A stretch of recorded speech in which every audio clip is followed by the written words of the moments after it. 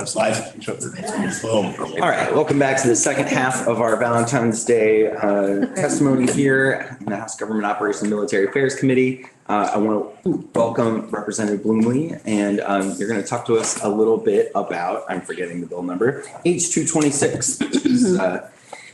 An act relating to candidate information to be provided by the Secretary of State, which I got out a little bit ahead of you with some of our committee bill language, but here you are. Hey, that's all right. It's always nice when somebody likes an idea enough to put it into something else.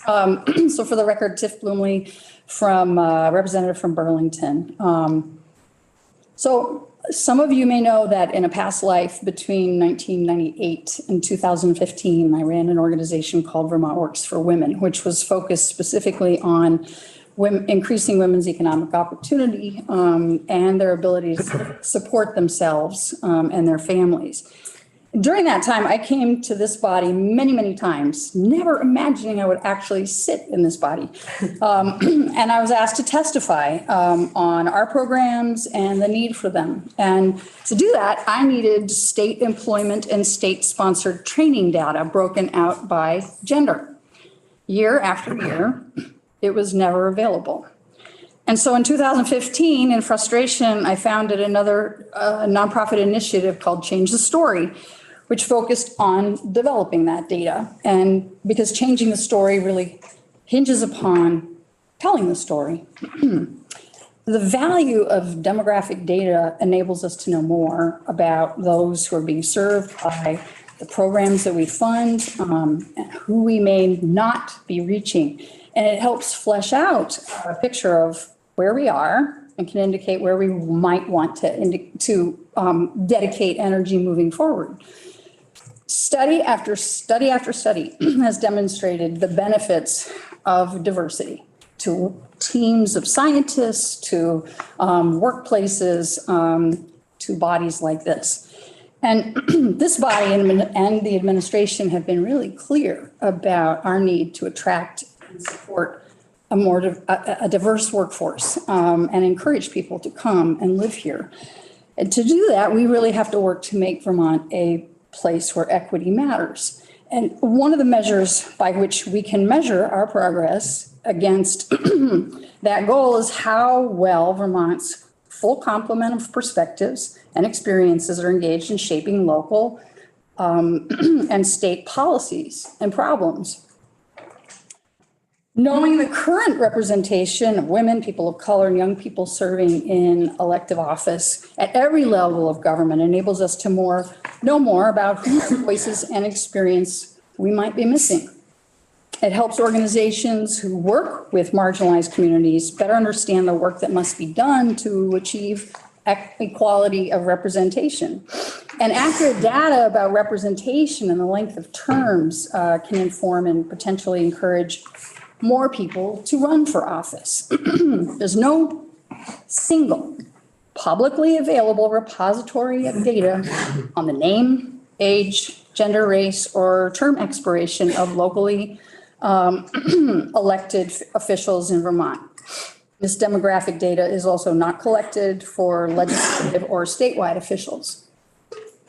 The bill that I introduced seeks to remedy that situation by collecting this data from local candidates and requiring municipal clerks to pass it on to the Secretary of State's office when filing local and statewide election results for the victors, and collecting this data from legislative and statewide candidates when they file for candidacy with the Secretary of State's office. So only information on individuals elected, not all candidates, would be forwarded to the Secretary of State, which reduces its burden on the Secretary of State, and the Secretary of State's office would make the data available to the public on its website. So the bill that I offer for your consideration is really largely embedded in your current committee bill. The only substantive changes between the bills are the following. There are four things. My own inclusion of school board members. I think that conversations with Ledge Council and others have convinced me that that is a hard nut to crack because there isn't a direct pipeline of that information to the Secretary of State's office. The use of the word municipality instead of town and county, I don't care. What you will know, this committee, what is the better term to use? Including the end date of a particular office's term, because there are, in many city councils, staggered terms. So it's helpful for people to know, well, when is this person's term ending? And so when might they be up for reelection? And then your bill's very explicit acknowledgement that candidates are not required to fill out their own demographic information. They will not be penalized for it. The information,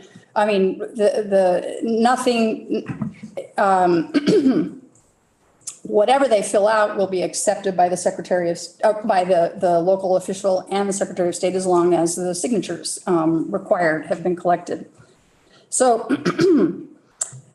I support completely the acknowledgement that acknowledging in the terms that you have in your committee bill, this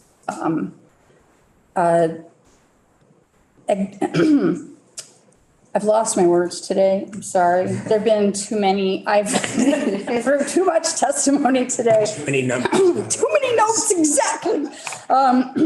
But I think it's really important to leave this as a voluntary thing, because I think that some people will choose to fill it out, some people will not.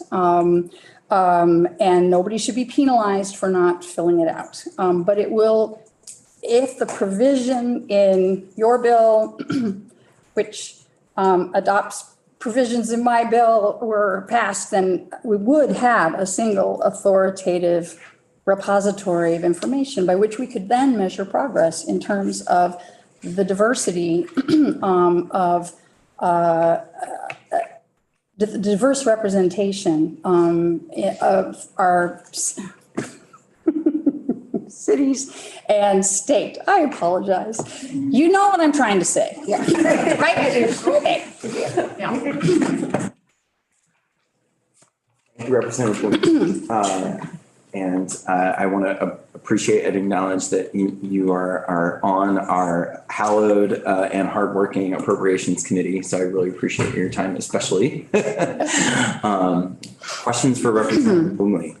I think you did a great job of laying out why I was happy to include this idea. And I guess my question is, do you feel like we have captured the spirit of what you were hoping to do at 226 in the miscellaneous bill? I know that when I was talking to Legislative Council and the Elections Division, there are some concerns about the logistical mentioned around school board members. Yeah. So you're sort of willing to sacrifice that until we can figure out an easier way to gather that information. I appreciate that. Mm-hmm. Yeah, no, I have no problems with the bill submitted. I think it would be very helpful to include the end date of a particular office's term in that database. But that's everything else I think is great. And I'd be grateful if you could help satisfy this lifelong quest of mine for there to be a place where one could go for this kind of data. Any questions for Representative Blumley? No? All righty. Thank you so much. Well, sorry that I tripped over my words. Fabulous job. Anyway, very, very nice to see you all. And thanks very much for the work you're doing. All right.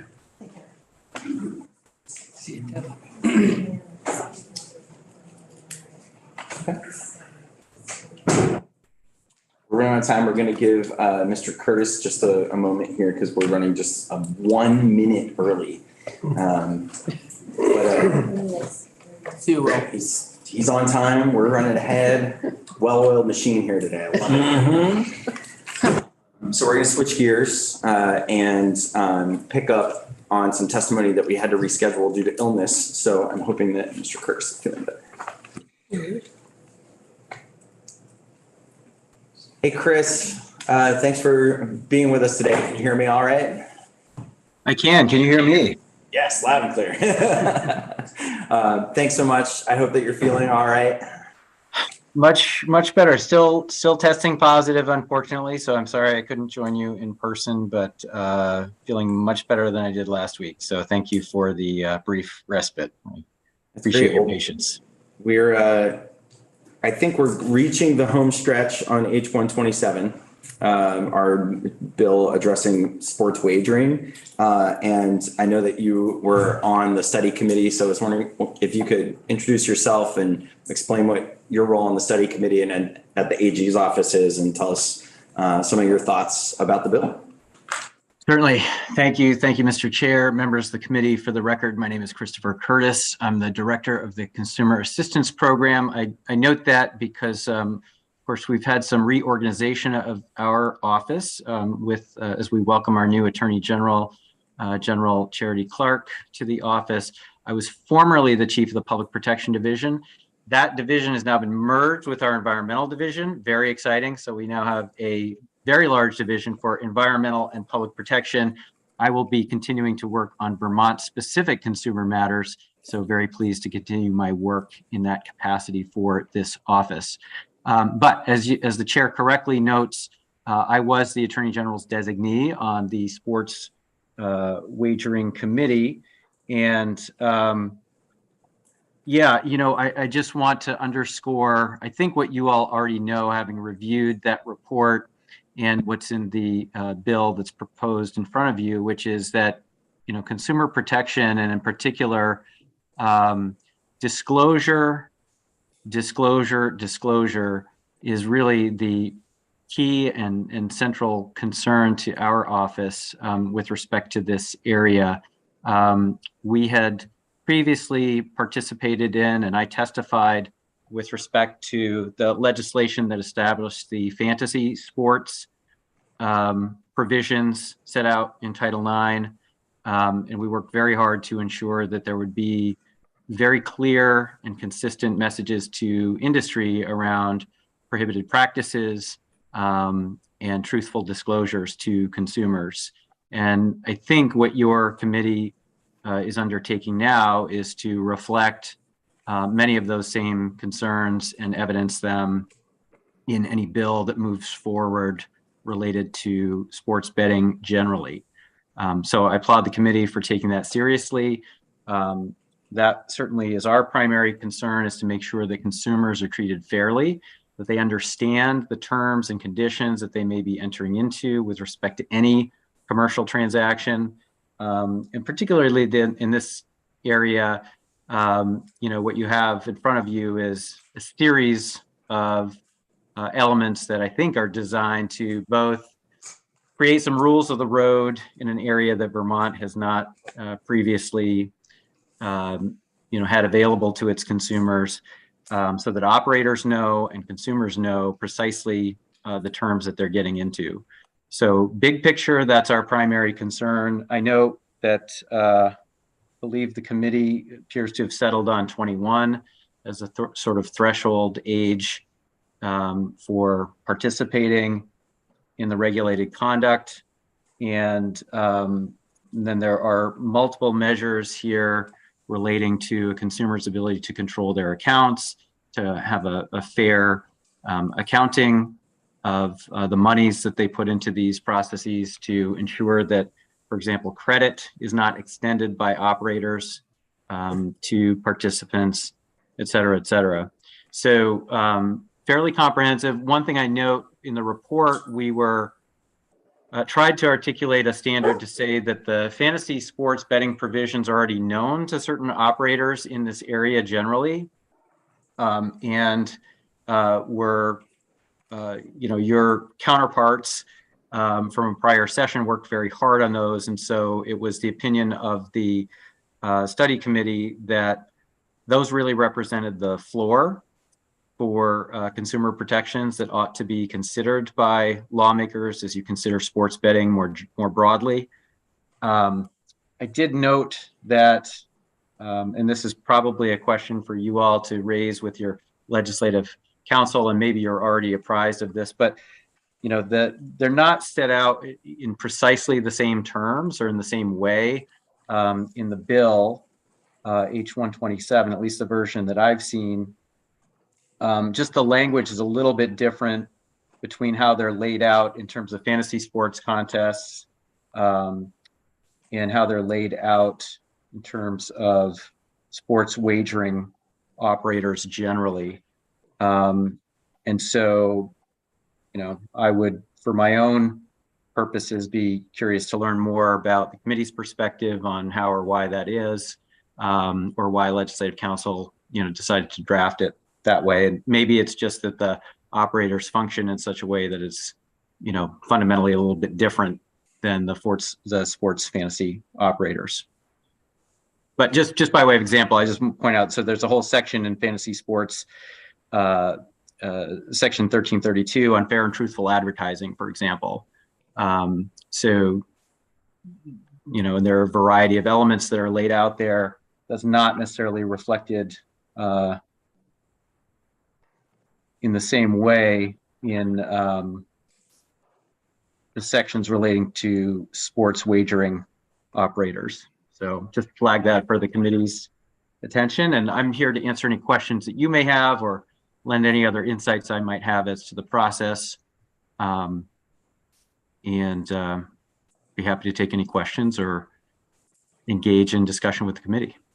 Yeah, Chris, I'll start by trying to address your question to us, which is that while there are kind of like parallels, overlap in, big national operators between fantasy sports and sports wagering, for the purposes of trying to set this bill on a path,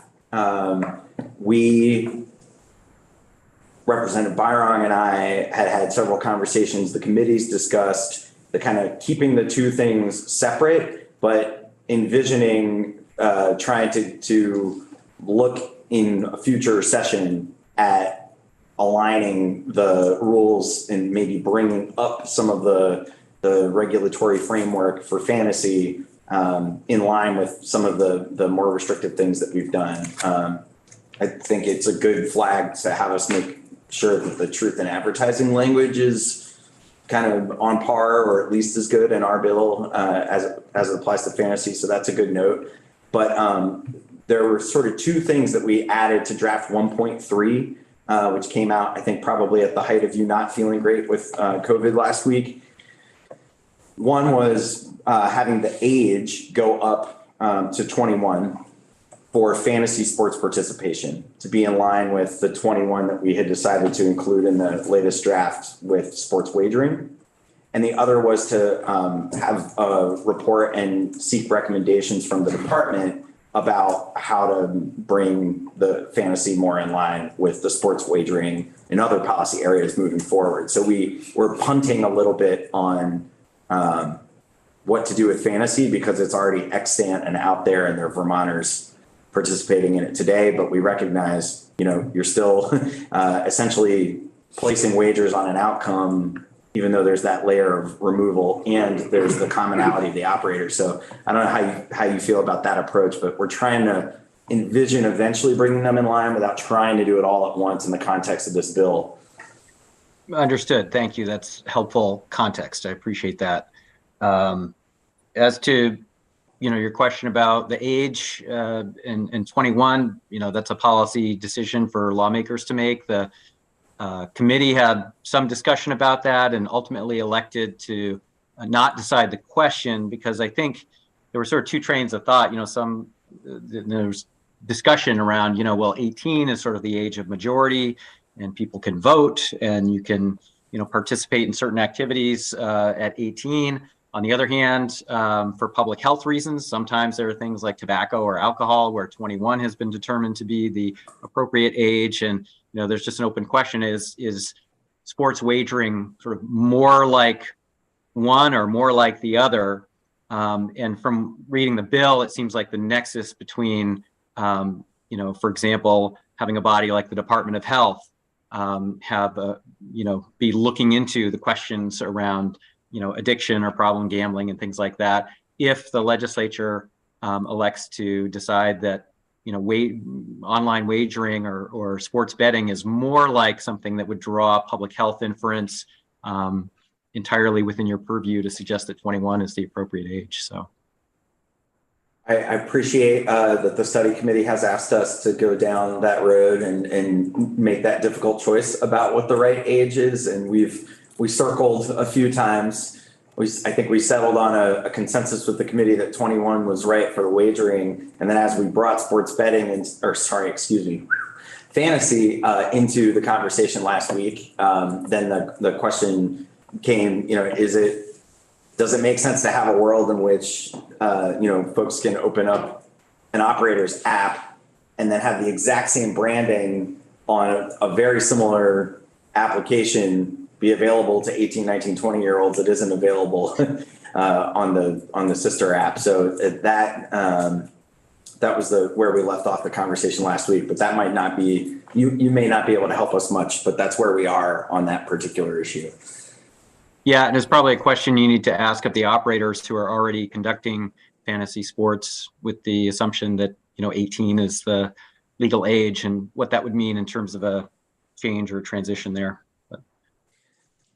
And they will be coming in next, at least a couple of them. Yes, Representative Hango, go ahead. Thank you, Mr. Curtis. Your office then did not have any say in the age to participate in fantasy sports.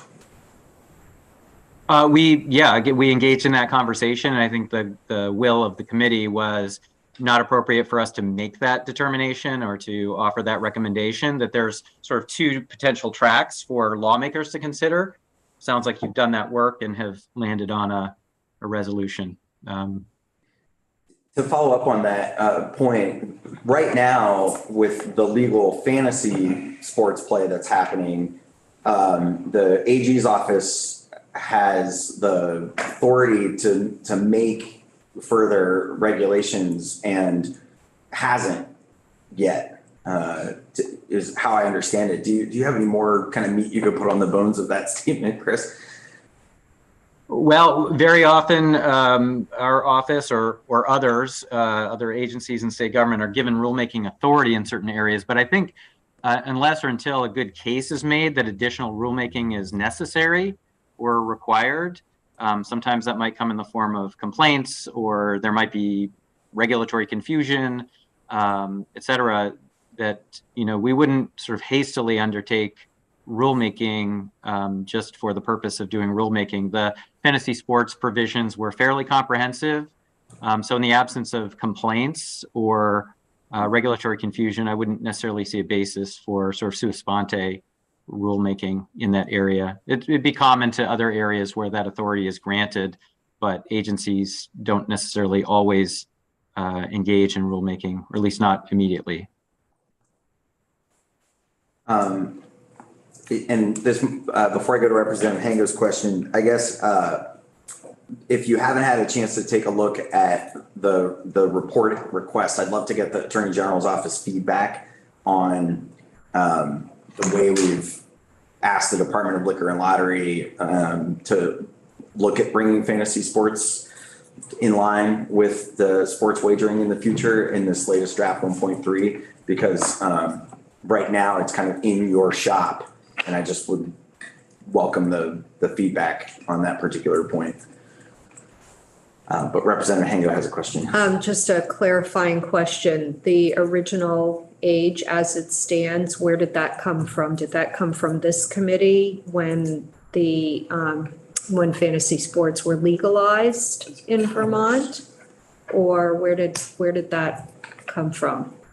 I believe our Commerce Committee was the one that handled.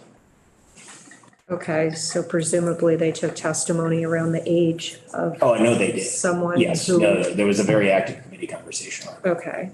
And it sounds like the Attorney General's office has not had any reason to change the age. So Chris, could you talk a little bit about what the current market looks like and how the AG's office, so there are the operators that currently have fantasy sports apps that Vermonters are participating on. They pay, I think it's $5,000 registration fee. and then they're operating. Are there consumer protections there that the committee should know about that are kind of different from what we're envisioning from sports wagering that are specific to fantasy? Those consumer protection elements are all laid out in the statute as you have them before you. The registration requirements are handled by the Secretary of State's office, not by our office. So to the extent that there's information filed with the Secretary of State's office as a business operating in the state, and the fee paid, that doesn't involve our office.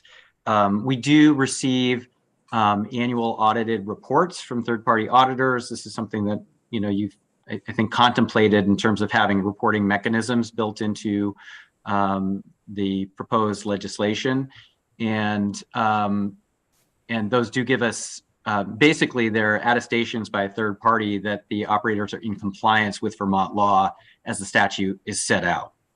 So to your question, do we have consumer protection concerns specifically? Those would be complaint driven by consumers. To my knowledge, we could certainly run an updated search to find out, but I'd be shocked if they hadn't been brought to my attention. I'm not aware of those, but I would certainly put a little bit of a pin in that to want to do some additional affirmative research to actually look and see, did we get any during the relevant time period since this law has been established. I'm just not aware of them, or if there have been one or two, they haven't been of a nature or an amount that has risen to a level that came to my attention. So we can certainly double check that and we'll look into it, but I'm not aware of them. So as it stands right now, though, there really isn't a department or an agency that's looking at how much money is being risked by individual Vermonters. It's kind of like that we set out the rules with the way we set up fantasy. The operators register with the Secretary of State, and unless somebody actively comes to the Attorney General's office and says, "Hey, I got ripped off. I did this and I won, and the operator didn't pay out," for instance, that's the only instance where you're really digging in under the hood of what's going on with the actual operation of those fantasy sports, right? Yeah, if there was a violation of the statute and we got a complaint, that would, just like any other Consumer Protection Act violation, that would be a basis for a potential civil subpoena and a further investigation, and just go down the road of whether or if it's ripe for an actual enforcement action. So that would be true for any unfair or deceptive act, and it would be true for a violation of this chapter if those kinds of complaints were brought to our attention. And I think you've set that out in the current bill. If there's a violation by the operator for sports wagering, again, it falls to the Attorney General's enforcement. We would have subpoena authority and enforcement authority under Title IX.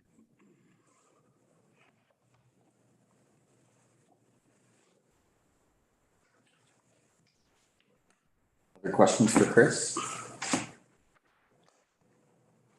I did want to underscore, I think, underneath all, this is just like almost any area of the law where lawmakers have looked at to say, how can we do a better job with articulating the rules of the road for certain industries? And underscoring all of that is the Consumer Protection Act. So there is a fail-safe, meaning that the Consumer Protection Act applies to any unfair or deceptive conduct. So while, yes, you lay out certain elements for, truthful and accurate advertising, for example, or disclosures made to consumers in various sections of the statute. Even if some of those specifics are not covered, if an operator were to do something unfair or deceptive with respect to consumers, even if it's not articulated as a bright line in the statute, if there were something there, we would still have enforcement powers to look into those allegations. So that is to say that you can do as much as you think appropriate in the area of trying to articulate what the basic elements are. But if there's something else going on in the background, there's manipulation of the books or somebody's using a script to, manipulate, bets or gaming that put consumers at a disadvantage. Any of those things, should they come to light or be the subject of a complaint, would still fall within the rubric of the Consumer Protection Act more broadly as unfair or deceptive to consumers. So I would say there is some solace there to your committee and to other members that are considering just how expansive or how restrictive should the various elements that you're trying to lay out be, because there is always the Consumer Protection Act to rely on. I think what's helpful is that when you articulate, the various consumer protection measures that you expect of operators, you're setting those out, and so you're putting industry on notice that these are the things you knew or should have known, were applicable. So it is helpful because that does sort of set the stage, if you will.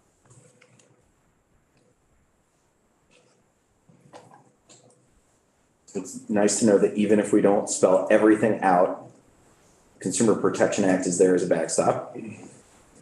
Any other questions for Chris in the AG's office? Yeah, and Chris, if you do have time, I would really appreciate if you look at the report language that we have in the latest draft. If you want to send us an email with the AG's position on that. It's kind of an open question about how much we want to say about fantasy sports as we're looking at the sports wagering bill. Yeah, happy to take a look at that. And I think again, anytime you're asking a department or agency to take something new on, that's obviously a conversation. I can't speak for the department, so you'd want to talk with the department about how it feels about that. I did note, I think I'm looking at the right draft here, 1.3, yeah? Correct. So it doesn't sort of, and again, this might be a question just for your ledge counsel to see, or maybe the committee's already thought this through, but it doesn't look like the existing requirement for the audit provisions are spelled out here. So if, whether it's our office or any other, just continuing the audit requirement might be something that the committee wants to consider. Just looking back to see.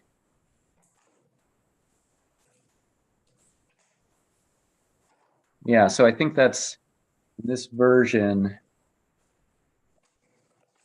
It's like that's been amended to be as part of that catch-all. So I think in the original law as passed, there are certain requirements spelled out in the audit requirements, and it does require a third party to do those. And so to the extent that the committee is interested in continuing that, which those operators are, currently abiding by, and they're used to having to do on an annual basis, that might be something to consider, either to continue coming to our office or to the department, or however the committee elects to go. But again, that might be something that ledge counsel can illuminate, or maybe there's a reason that's been, changed or amended. Which isn't to say that lawmakers or any agency can't simply reach out to the operators at any time to ask them, what's the annual revenue look like, and how many users are there, and those kinds of questions. So I suspect the operators are able and willing to provide that kind of information. So yeah, that's just one other wrinkle I would flag there potentially for you. Yeah, those questions about the current fantasy operations for the operators who are going to come and talk with us, it's those are top of mind for some of us here. Okay. Tucker, I know you're taking notes on this, and I'm not going to put you on the hot seat today, but I think for tomorrow it would be helpful to look at the truth in advertising, the audit pieces, and just see whether it's appropriate or not for us to include any of those parallel provisions. And with the permission of the chair, I'm also happy to work offline with Tucker to have that conversation and just see if there's anything we can do to be helpful, or you can just wait to hear back from him. So whatever's, I'll take your lead on that. Yeah, I think I'm trying to balance going too far down the rabbit hole of trying to get into, taking an existing thing that is like parallel and relatively similar to the sports wagering platforms that's already in operation. And, I don't want to break the thing that's already going on, but I think the parallels and the similarities are just too huge for us not to think about if there are obvious things that we should be taking and making the same for sports wagering that already exists for the fantasy sports. This is the time to start doing that. Okay. Anything else we should know, Chris, as we as we continue down the path here for the next few days? I don't know. Nothing else jumped out at me. I thank the committee for your time. I'm certainly at your service if you have follow-up questions, and happy to answer those or come back if you need me to. Great. Well, thanks for being with us today, and I hope that you're fully on the mend and testing negative soon. Me too. Thanks all. Thank you. Bye, Chris. Right.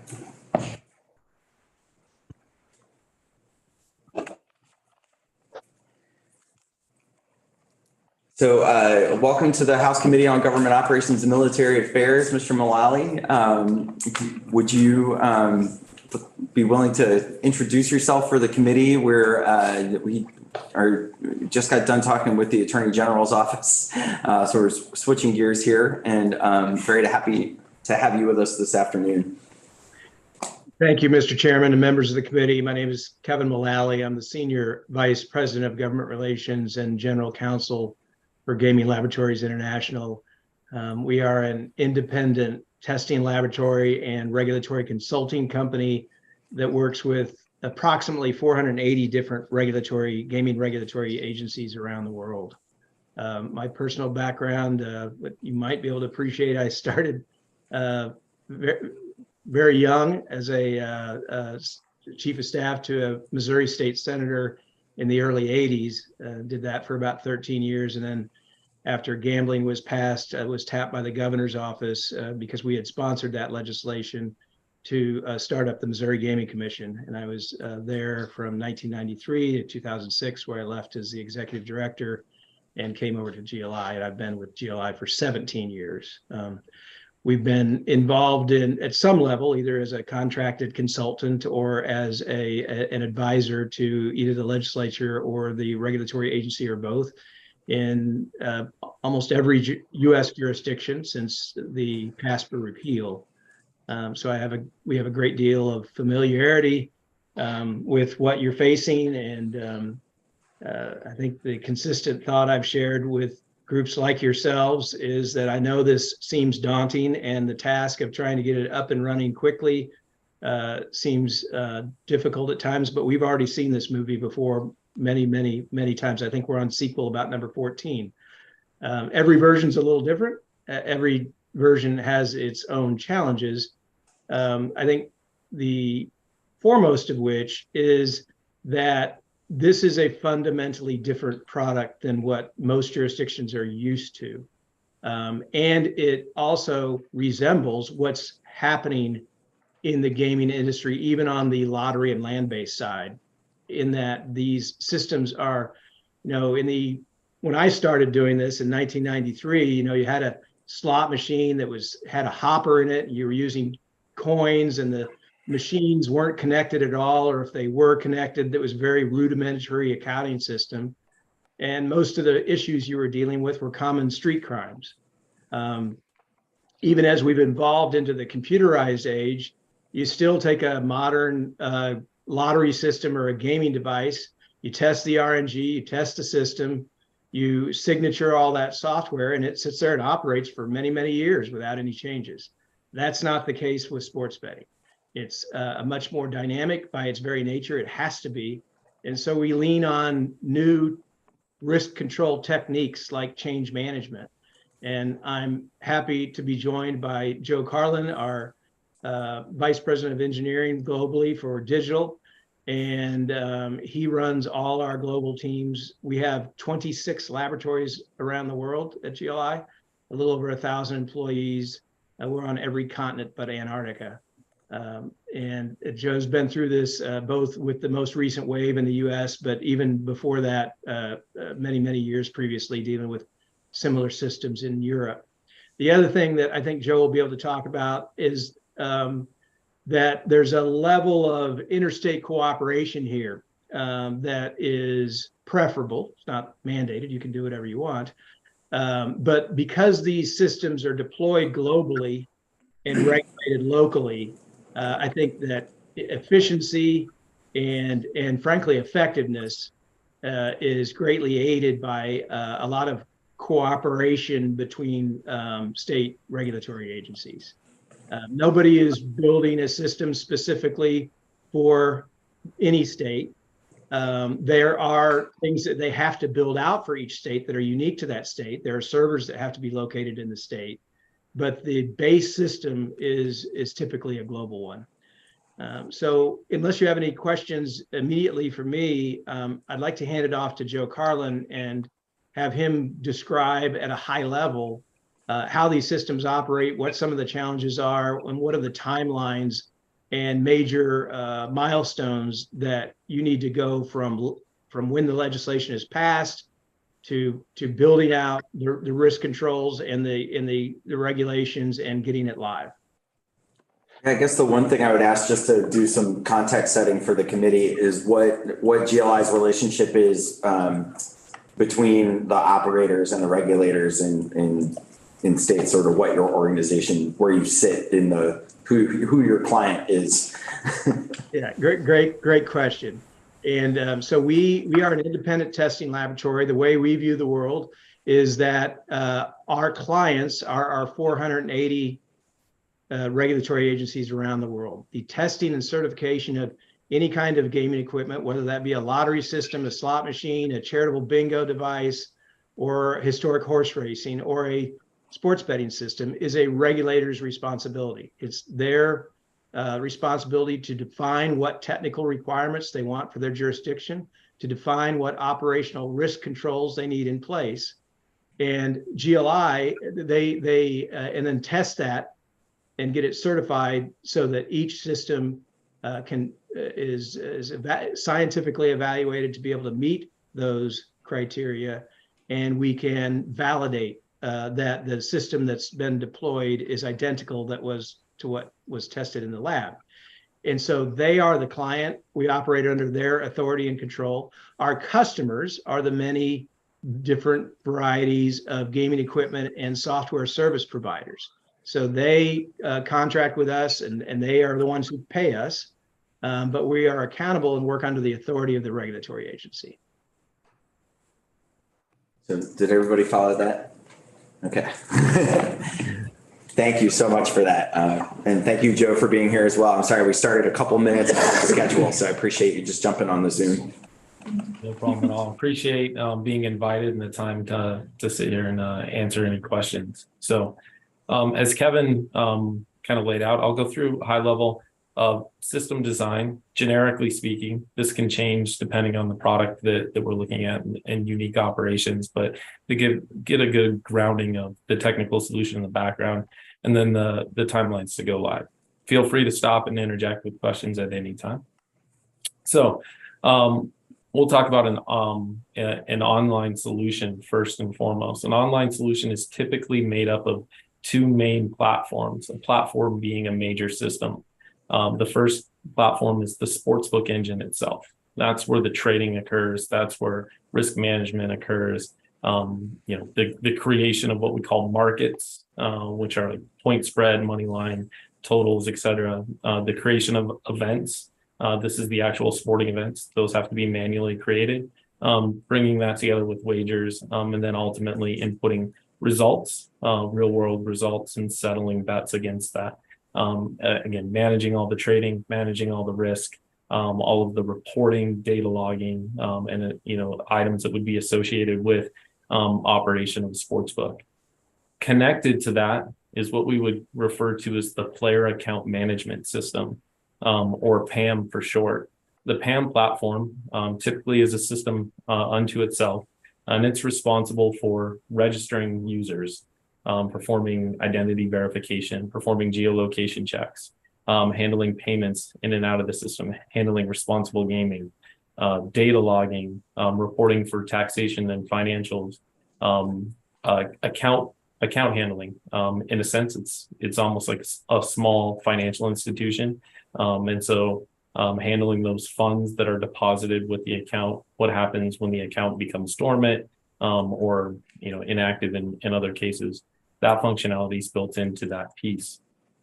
Kevin talked about interstate cooperability between regulatory agencies, and also how the major suppliers typically deploy. And this is based off of public policy first and foremost. So I do want to say that up front.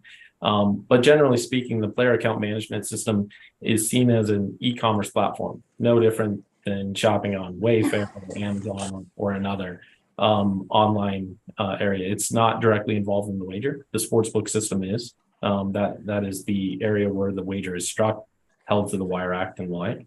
And so the player account management system in many operations is what we call a single user sign-on solution, where it's deployed across the US using geolocation technology, using identity verification to localize to an individual market, but where you have a single account that travels with you, whether you're in Vermont or are going to neighboring states or traveling somewhere across the country.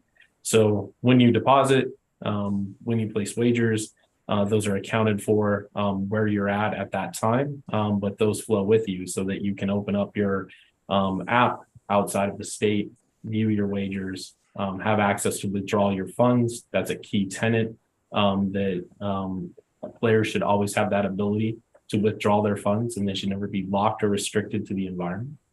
And essentially handle all of your transactions where it's legal to do so. Those tend to be deployed, those systems, player account management, deployed universally, supporting all markets, and what we call sort of a hub and spoke model, where that's a singular hub in the middle. Then individual spokes are attached to the sportsbook platform state by state. That sportsbook platform can also support retail operations. It's a little bit agnostic, if you will, of the endpoint, the delivery mechanism that you're working through. That delivery mechanism could be your online, your apps, your desktop interface, but it could also be a kiosk in a physical retail or a walk-up point of sale where you're talking to a ticket writer and they're writing that ticket. So that sportsbook platform will support all of those. At times, we do see sportsbooks based off of just technology reasons, running two separate sportsbook systems, one for online, one in retail locations. So that you could see that down the road. But essentially that's the basis of the technology. The GLI 33 technical standard, which is called out in the draft bill and is something that we wrote, is a technical standard to drive uniformity to protect consumer protection, financial, and just general integrity and stability of the overall system, to ensure that there are good controls in place for those different components, writing exactly to them to hit those charges. And then our role, as Kevin mentioned before, is to test and certify to that standard to ensure the product is in full compliance. So that lays out at a high level system design. Are there any questions on that before I kind of go through a standard regulatory launch? So Representative Chase. Thank you. For your system design, it seems like it'll be kind of unique for each state, but perhaps there's a majority of states that are in kind of a certain range of the median. Are there any explicit outliers that are really wonky one way or the other? No, the architecture is fairly consistent, although we are seeing new products start to be bolted on, micro betting, wager exchanges and the like. So those first come into policy initiatives, but they are essentially minor sportsbook platforms or exchanges that can be attached to the core. So that is an innovation that's coming down the road. Again, first you determine whether or not that is an allowed type, and then from there, the standards that have been written would apply equally to those products and enforce the same level of control. Thank think you. one issue worth noting with regard to the GLI 33 technical standard, and really all the GLI standards, is one, there's no competitive advantage that GLI gains by publishing these. They're on our website, they're free, they're in the public domain. Anybody can copy them. It is the most widely adopted technical standard for sports betting in the world. And we very much mirror a state rulemaking process when we create these. Our first draft is really a survey of how regulators are handling that area of technology and what we believe are best practices. Once we come up with a draft, we forward that to all 480 regulatory agencies we work with throughout the world. Whoever comments on that initial draft forms a working group of regulators. We go through the comments and synthesize them and try to come to a consensus view. And then we forward the updated draft out to the industry to comment. And we go through that process all over again.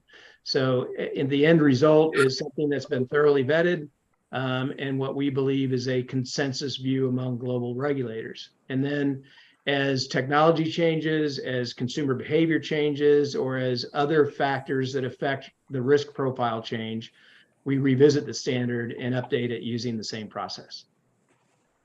And that is an opt-in process for the regulators rather than the people that have something to say participate rather than a full sample of the entire group. Correct. Okay. Thank you. Senator Byron. So I have kind of a finite operational question that might be more appropriate for the operators themselves, but I'll try it with you folks. We've had some conversations around this table and outside of the room about access to a player's bank. So say you set up an account in a jurisdiction where wagering is not allowed. You go into a jurisdiction where it is allowed, you can place a wager. You win that wager, can you withdraw your money in the jurisdiction that does not allow wagering? Yes. Yes, In thank terms you. of precedents across the US today. And again, that goes to a core tenet that specifically responsible gambling considerations, that players should always have access to withdraw their funds unless there's a fraud consideration which would lock up their account as a review is taking place. Thank you. That's what I thought you were going to say and kind of and how I've been painting the picture when asked the question, but I wanted to verify that. So thank you. Yeah, absolutely. Representative Nugent. Thank you. I'm sorry if I should know the answer to this already, but I was just wondering if you could explain a little bit more about the risk control techniques and like whose risk that is and what the risks are. Yeah, it's a great question. And there's definitely multiple different ways that risk is contemplated within these types of products. So you have AML, risk and fraud. You have general collusion, integrity issues as another piece of risk and fraud. And you have just general business protection. So when I was talking about the sportsbook platform specifically, it is around the latter of those two, specifically looking at the player that's requesting the wager, how well they're known, and determining whether or not that action should be taken. If a player walks in off the street, as an example, and looks to place $1 million wager and they've never placed a wager before, that's suspicious. Sports wagers are slightly different in the way that they're conceived, in that it's generally talked about as a contract between the player and the sports book. Different than a slot machine where you press spin and immediately the transaction occurs. Here there's a negotiation. So a player decides, I'm going to select this market at a certain price, place a wager on the team of their choice for an amount. That goes to the sports book for determination as to whether or not they're going to accept that wager.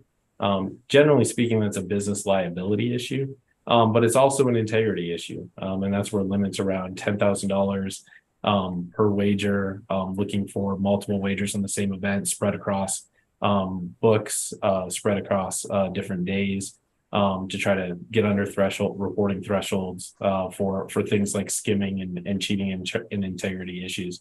So it's going to look at those things, but it's going to make a determination as to whether or not we're going to accept that wager or reoffer a wager. We may come back to a sportsbook operator may come back to a player and say, instead of $1 million, we're willing to take the same wager, but at 1,000. So it's a lot to throw out there, but in terms of risk control and fraud, again, it is looked at in different ways.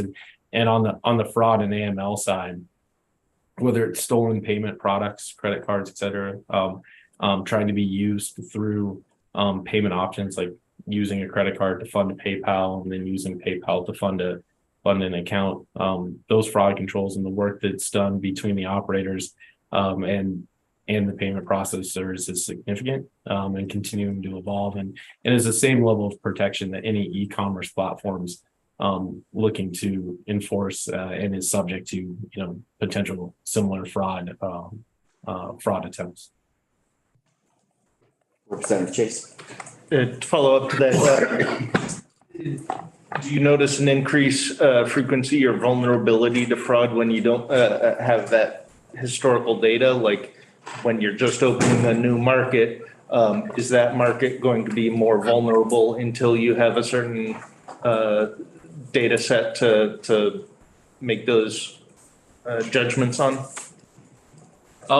I think that was definitely a higher potential, very close to the repeal of PASPA and the start of sports wagering outside of Nevada. But the major sports books at this time, and Kevin kind of said it early on, we've seen this show before. Their controls are mature, their approaches are mature, their partners are going to be the same ones in terms of payment processors that are coming in with just some localization to specific public policy initiatives, like in the draft bill that restricts credit cards, which is seen in a couple of states across the U.S. So they're going to limit to a subset of their partners. But no, I think launching a new market, there's a little risk today versus how that same operation is going to run in a mature market. Thank you. All right. Thank you very much. Yeah. So I can go over a quick timeline as we've seen it in terms of rolling out of regulation and launch of a market. So I'll touch on it at a high level. And again, this is a generalization that can change as you're on the ground working through the process. But generally speaking, legislation needs to get passed first, made into law. What that legislation generally charges a regulatory body that's selected within the state, potentially the Gaming Commission, potentially Department of Consumer Protection, or lottery or the like, to oversee and have oversight over gaming, that new piece of gaming legislation, in this case, sports wagering. That regulatory body, once established, will first start writing the initial regs, usually focusing on licensing, to ensure that licensing process is fully in place for how to submit, level of detail, key employees, background checks, processes for mediation and hearings, through that solidifying licensing place piece, so that operators can then begin submitting bids and for licensing and to go through that due diligence. The next step, generally speaking, is to take the legislation and break down what are the public policy initiatives, and taking those from law and writing them into regulations that translate into technical controls that the systems need to implement or the operations need to implement to comply across the board. And then in that, adopting a technical standard, in this case, written into the bill as GLI 33, that is a base standard for the system. GLI 33, as Kevin said, it's public, it's open source, so to speak, and it is expected to always be layered on with requirements that match, the specific needs of a jurisdiction that is adopting it. It's never expected to stand alone on its own. So whether that be additional responsible gaming controls, controls around payments, financial reporting, any level of oversight.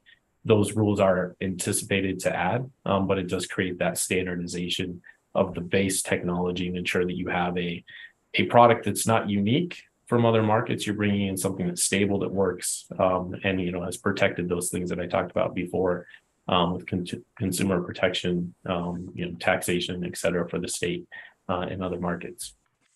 Once the regulation and technical standards are in place, operators will begin to submit with their technology partners their product for certification, testing, and review. That typically happens with an independent lab such as GLI.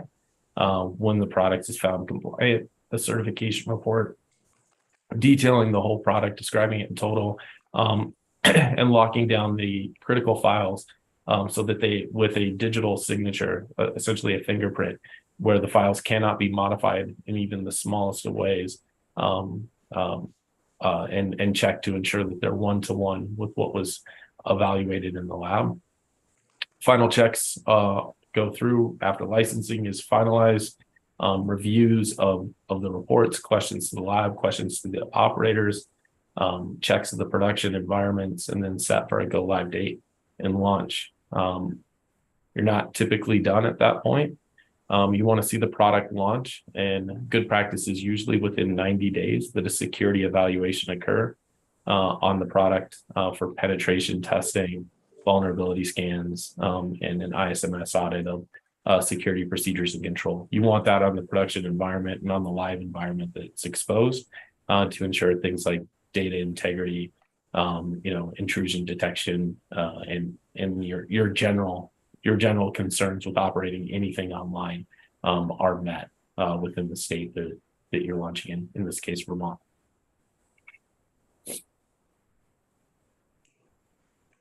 Any questions on that timeline or specific areas that you want to dive deeper into? I guess the overarching question that I have for you is if there's anything about the bill that is different than other states who've tried to stand up their regulated sports wagering in this way.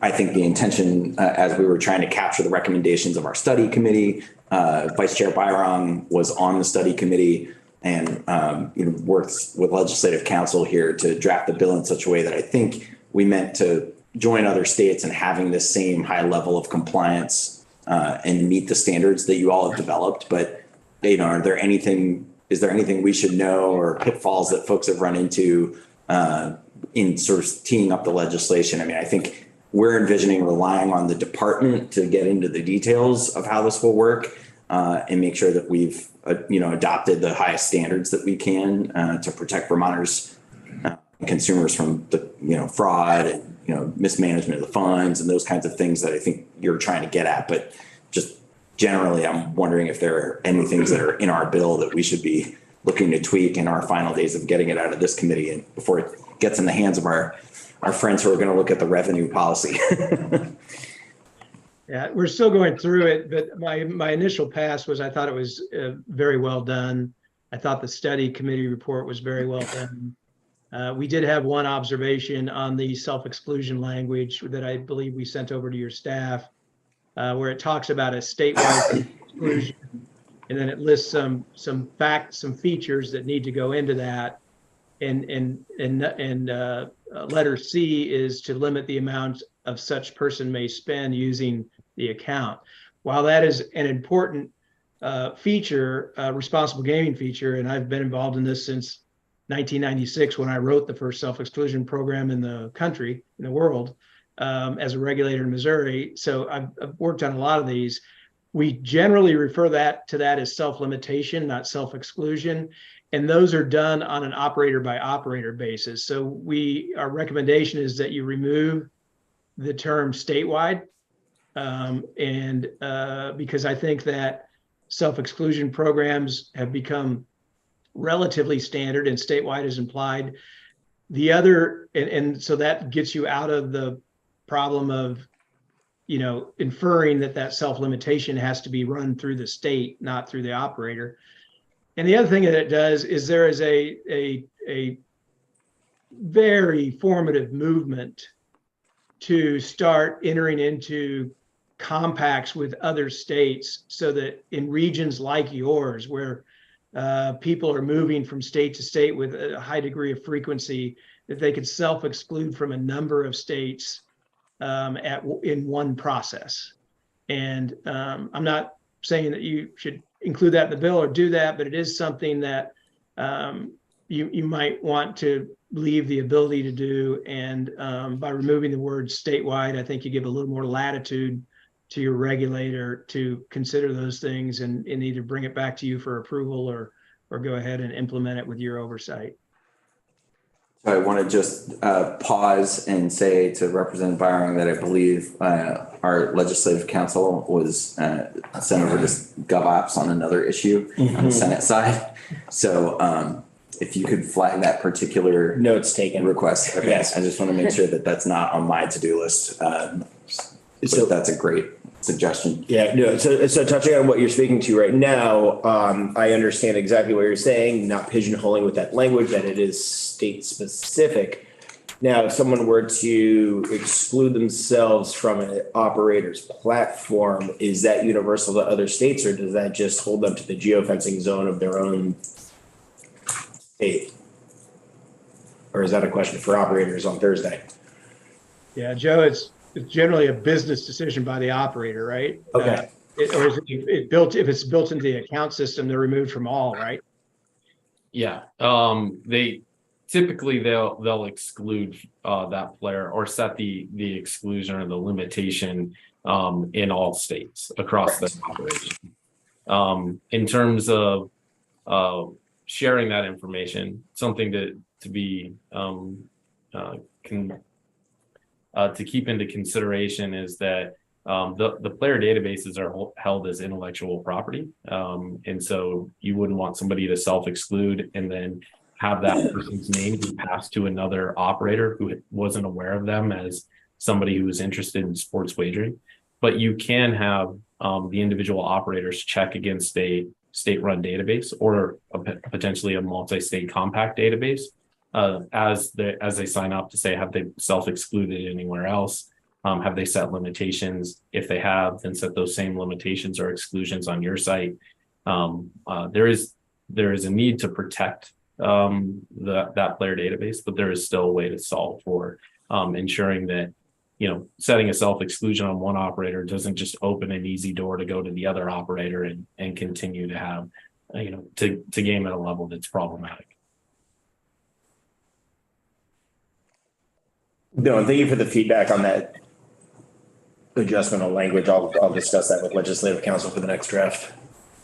Yeah, I think that the research reflects, and this, we were flying blind in 1996 when I did this because there was almost no research about problem gambling. So we just assumed it was like other addictions, like alcohol, for instance, that if you're a problem gambler, our first self-exclusion program had a life-only option. You were excluded for life. You should never gamble again.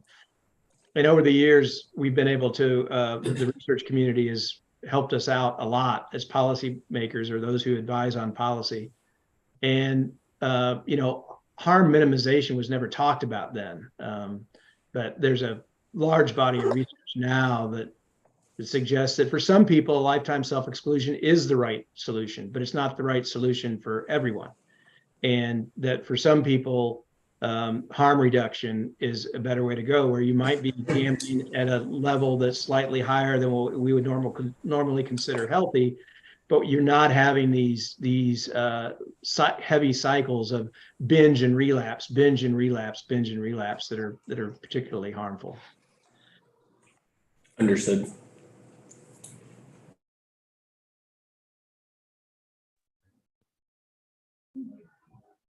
Lose our speakerphone, Andrea. Sorry, That was weird. we just got a quick warning on our big Zoom screen here that we might have lost our technology. Can you hear us okay? Yeah, we can hear you just fine. Okay. I just call that a tweet. Yeah, we'll just ignore what the computer's telling us and proceed. All right. Just Just to add on my side in terms of reading the bill, I thought it was very adopted as well, complete. It is kind of hard to comment at times in terms of what needs to be in law versus what the regulator in their charge can just add into regulation. So just because it's not there doesn't mean that it shouldn't exist elsewhere. But something to consider at potentially for the law or at least for the regulation after the fact is an operator reserve requirement. Essentially a requirement to ensure that funds that are deposited by players, liabilities with respect to wagers that are open but haven't reconciled, or wagers that are won but haven't been paid back yet in the case of retail, that funds are on hand to cover those liabilities, and that you can document against that, versus having those funds potentially be used for operational considerations. We've seen some of this recently in the crypto world. It was a problem in gaming early on with online gaming, some famous issues with full tilts being one. Operator reserve requirements, were established in Nevada years ago and kind of became a gold standard. And that might be a consideration, whether it be for this bill or something to write, and address specifically in regulation. Yeah, and I think what we generally see, or what we would advise, I guess, is that it be addressed in a general way in the bill as an instruction to your regulator and have them build out the details in the regulation, just because the requirements may change over time as commerce changes. And so trying to get too specific in the bill might hamper those efforts. Our general advice is to, and I think you've done a really good job of this, is that the legislation should set the general policy boundaries, and that the regulation should build out the requirements, and that for every provision in the bill, and I'm very focused on doing this when we write regulations. For every regulation we write, we can very clearly identify, here's the risk we're trying to mitigate, the public benefit we're trying to promote. Here's what we're asking you to do, operator, or you to do, technology vendor, in order to mitigate that risk or promote that public benefit. And here's how we're going to measure you. And I think that's the construct you get. Everybody's goal should be compliance. No, thank you. We had discussed the operational reserve requirements concept, and I cited crypto as well, after seeing those runs on those accounts. And that was something that was sort of I feel like the conversation was deferred to the operators again. So we have them coming this week. So I'll readdress that point and take a look at maybe some guardrail language around that within statute, because I understand exactly what you're saying, right? We're framing boundaries, legislative intent for operational functionality, and just nimbleness, because we're dealing with commerce and different aspects here for the regulators themselves. If I'm trying to summarize what you were laying out for us, correct? Absolutely. Yeah. Okay. Yeah. Thank you.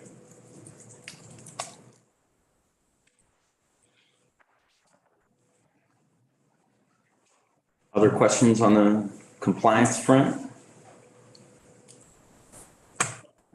Kevin and Joe, are there other things that we should know as we head into the last few days? I think that we'll have the bill in our committee. We're the first stop in the process.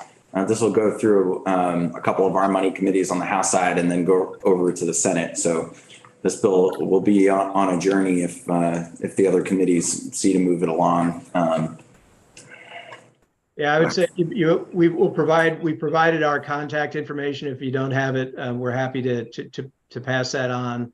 In my experience in doing this since about 1984, whether it be legislation or regulation, the first 90% to 95% is pretty easy. It's the last 5 to 10% where it gets difficult. And as you have questions during that, we are happy to provide information. We don't ever take a position on any gaming bill for or against. We're just subject matter experts, but we can give you examples of this is, I think it's one of the most frequent questions we get is, who does it the best, and we'll just do it just like them. And the problem is you're not just like them. Vermont is unique. And so there may be analogies. And so if you ask us a question, we'll try to tie it to examples of here's what Colorado did and here's why they did it. Here's what Pennsylvania did. Here's why they did it. Here's what Tennessee did. And here's why they did it. Because without understanding that, sometimes the language is out of context. And then the final thing is, I think you may still be in session, but I invite you and your staff. It's open to any government official. The GLI Regulators Roundtable in North America is our annual 2 days of free regulatory and technical training for primarily regulators, but we get staff from legislatures, governor's office, attorney general's office. We get legislators on many occasions. But it's 2 days of just talking about gaming regulation. It's in Las Vegas, Nevada, the April 19th and 20th. And it's the largest gathering of regulators in the world, somewhere between 300 to 400 regulators from the US, North America, Canada. We have a team coming over from the Ukraine this year. So good exposure to a lot of people that have either been doing this for a very long time or just like yourselves, they're about to do it or just recently did it, like our client in Massachusetts. I think what you've revealed to the committee is that there's not only the industry of operating sports books, which we've been really focused on in our consideration of this, but the industries of actually doing the work of compliance and regulation is a whole that's a whole separate thing that you're involved in. That's a necessary component if you have a legal regulated market. And I think for our committee, we haven't spent a whole lot of time thinking about anything other than the sportsbook operators and the state government and the piece in between that provides us support for the compliance. It's an important part of the thing if we're going to stand up this market. So really appreciate you being here and sharing your expertise with us. Any final thoughts, questions from the committee? Well, thank you, gentlemen, so much for being with us, and we will be in touch if we have any last questions. Really appreciate your suggestions for the bill as well. All right. Thank you very much. We appreciate the opportunity. Yeah. Have a good one. Right, committee. Today, as we've heard a lot, I bet, like me, many of you are a little fried, but I wanted to take just a minute to say, to kind of set the table for things. So we will be incorporating some of the suggestions on H127 and really looking toward trying to get to a draft by the end of the week. So if there are specific folks you want to hear from, I've had a couple of suggestions come from the committee and outside groups that we are going to get in. We're going to be taking more testimony on this bill and trying to get to a place where we can make a decision about what we want to do with it by the end of the week. It's my intention to put the bill up for a vote unless we come to some snag that we haven't heard. But I think absent some big surprise that delays things, I'd like to get this off of our plate so that we can focus on some of the other things before us. Tomorrow, we're going to hear about, just because of scheduling, a few potpourri of things in the morning. And then in the afternoon, focus on the OPR bill, which I also think we won't need to take too many days of testimony on, but I think we can move that pretty quickly. And then looking to potentially try to move the OPR bill on Thursday. So this week, I'm really looking at H127, our Office of Professional Regulation bill, and then kind of focus a little bit on some of the elections pieces and the Domestic Violence Fatality Review Commission bill next week. So we've got a lot on our plate. The other thing that will be coming that I wanted to give you a heads up about is the Cannabis Control Board housekeeping bill. I think that is going to be ready for introduction next week. I don't want to put too much on our plate before we start getting some of these bills off. But we are going to be busy the next couple of weeks. So I appreciate everybody doing the hard work, hanging in, asking great questions. Anything about agenda setting or things I should be aware of or questions? I apologize if I missed it, but did you mention the sheriff's conversation in the, what did you say? So I haven't mentioned that. So the Senate's working on. I just wanted to get. Yeah, Senate's working on F-17. The sheriffs, a number of the sheriffs continue to make news. And I think there's some growing public concern. And, you know, we've talked about kind of the limitations of what our jurisdiction is in the General Assembly. But yeah, we're definitely going to be. We'll return to that conversation. I just want to say I'd like to put in a witness, but I thought fine. Yeah, if you want to send me and Andrea a suggestion for that, for when F-17 comes over, or if you want Senator Hardy's committee to hear from somebody earlier on the conversation, it's my intention to on the sort of law enforcement front, to have the Vermont Criminal Justice Council come in. They've asked us to consider some recommendations that they need in a housekeeping committee bill as well. So this is very typical Gov.Ops, where the different agencies in our jurisdiction are asking us to do housekeeping work for them, kind of similar to what we're doing with OPR. So the VCJC has asked us to look at some things. I put in a drafting request for that for us to take up once we've gotten a few of these earlier bills. I want to do some of that training updates and looking at the law enforcement training regime, because a big part of what I think the Criminal Justice Council, and you heard the governor mention even in his budget address, was, you know, looking at ways that we can actually strengthen law enforcement training and open the funnel up by modernizing and adapting the way the Criminal Justice Council does law enforcement certification and training. So that's a piece that I want to look at. So we'll start with the Criminal Justice Council bill. The Senate will have bills coming to us on updates to sheriffs, the potential constitutional amendment that they're working on, and a regional dispatch bill. We're also going to have an EMS bill that I want to take a look at in March, which I know a number of communities across the state are really struggling as we see kind of a decline in volunteers, expensive training. Include firefighters too, maybe? Yeah, so this is the thing of, so the big bucket of public safety, I want to clear the decks with some of these policy bills over the next couple of weeks and then really dive in on some of our IT and public safety jurisdiction as we head toward crossover. So that's basically how I've been thinking about all the trains that need to come into park and then leave the station. Our committee's got a lot.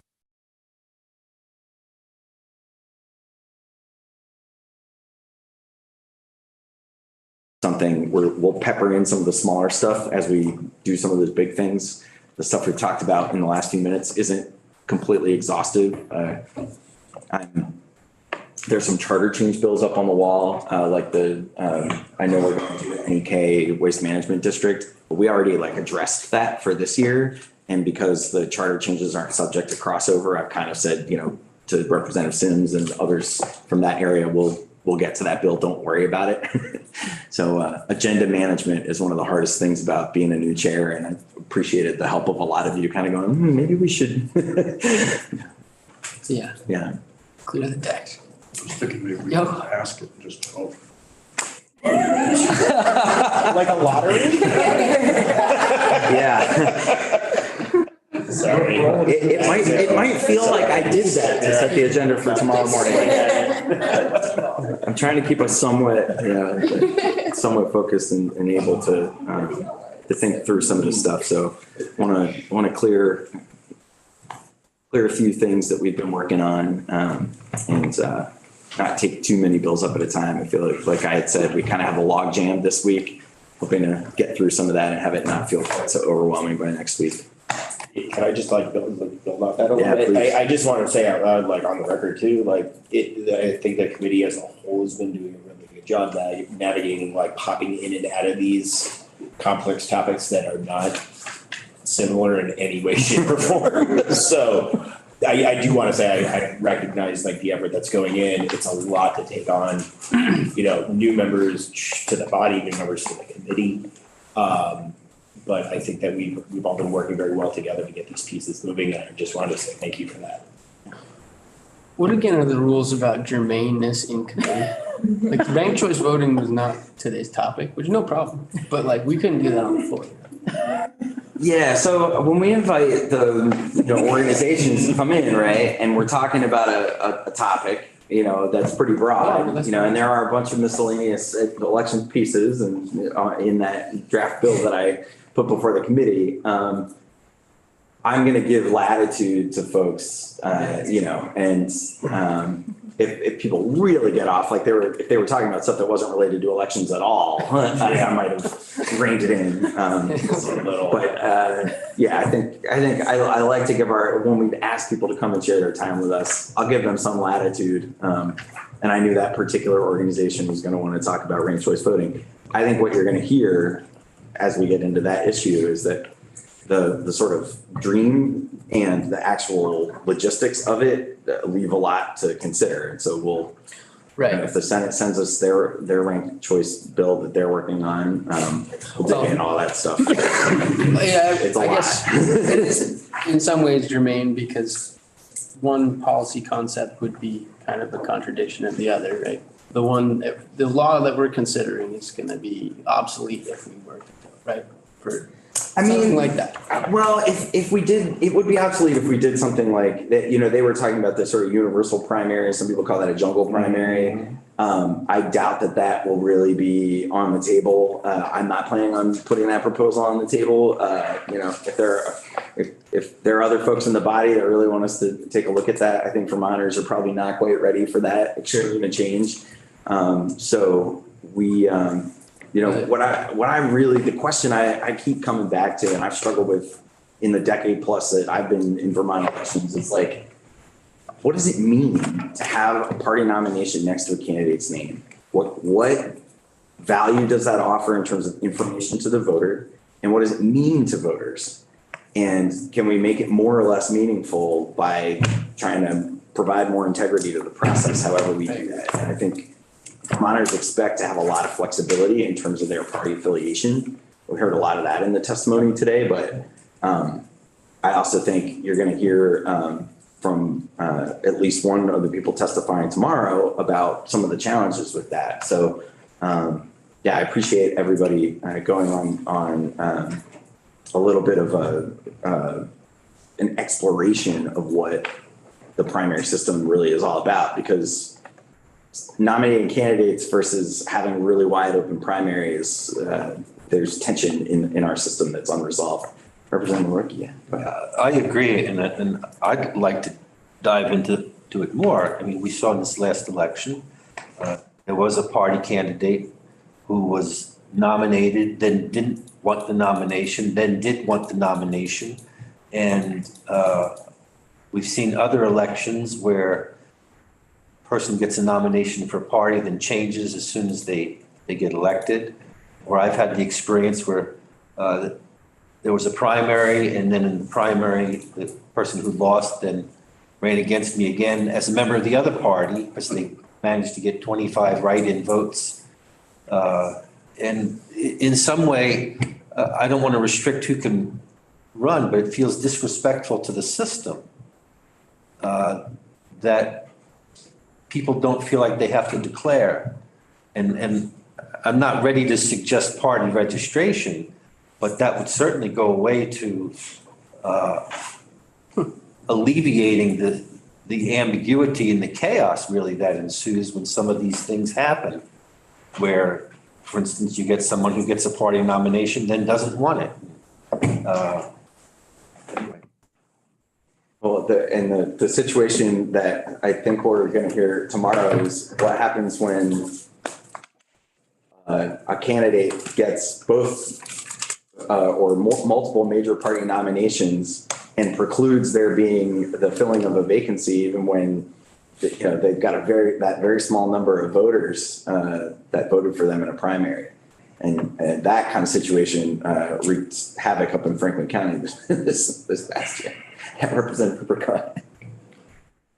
I took exception to the idea that in the context of the ranked choice, there was a benefit, because if somebody wanted to run and didn't want to run and that whole tree started to happen, I think we got to keep in mind we have one election day. And if you vote early, that's your choice. You might end up having a problem, but it should be on election day. If you're running, you get considered. If not, you don't. And that's the complication of ranked choice too, is that it's not ranked choice. It's one of the ranked choice systems. There are separate. Yeah. Some of them work better than others, as Burlington and Alaska found out. I think it'll be up for us to consider if that bill comes before us. Setting the agenda for us, knowing that we had a lot on our plate and that Senator Hardy was interested in starting that conversation in Senate Gov.Ops. I said, more power to you. If you send us a bill, I'll be happy to dig into it and at least give it consideration. So we'll be diving in after crossover if they're successful in getting a bill to us. And I think the concerns you bring up, Representative Hooper, about the exact logistics, which ranked choice voting system you're talking about, and what are the guardrails, especially on the precinct level accountability of the vote itself. That's something that really needs to get resolved in my mind before we dive. And none of them are as simple as some people want us to believe. No. But I will have a bill come down that deals with that particular precinct subbability issue that doesn't force the state to drag 600,000 ballots down to Montpelier and count them. I look forward to taking a look at that. Yeah, this will be a long conversation. We got a couple weeks ahead of us before we get into that. But Course of action. thanks for all the hard work today. And we will adjourn and go off live, and we'll see you all